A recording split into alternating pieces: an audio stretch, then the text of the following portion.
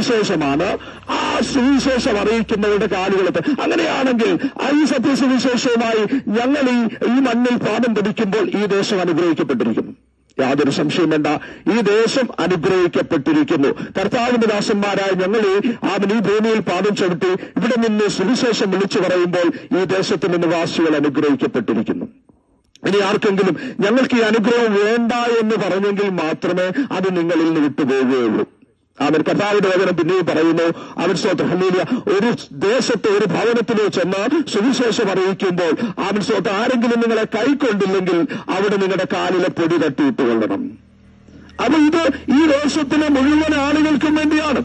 ഈ സദ്യവരുതിക്കകത്ത് ഞങ്ങളെ കേൾക്കുന്ന മുഴുവൻ ആളുകൾക്കും വേണ്ടിയാണ് ഈ രക്ഷാകരമായ പദ്ധതിയെക്കുറിച്ച് വിളിച്ചറിയിക്കുന്നത്. ചിലപ്പോൾ ചിലരെങ്കിലും ചിന്തിച്ചേക്കാം, ഞങ്ങൾക്കൊക്കെ ഇതറിയാം.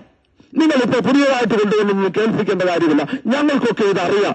ഞങ്ങൾ അവൻസോത്ത് ഹല്ലേലൂയ ഞങ്ങളോട് പറഞ്ഞിട്ടുണ്ട് 70-80 സംവത്സരമൊക്കെ ഞങ്ങൾ ഇവിടെ ജീവിക്കും. അവൻ മരിച്ചു കഴിഞ്ഞിട്ട് ഞങ്ങൾ കുറെ കർമ്മങ്ങളൊക്കെ ചെയ്ത് അങ്ങ് സ്വർഗത്തിൽ പോകാം. അങ്ങനെ ഒരു ചിന്ത ഉണ്ടെങ്കിൽ അവൻസോത്രം അതങ്ങ് മാറ്റിക്കളഞ്ഞേക്കും.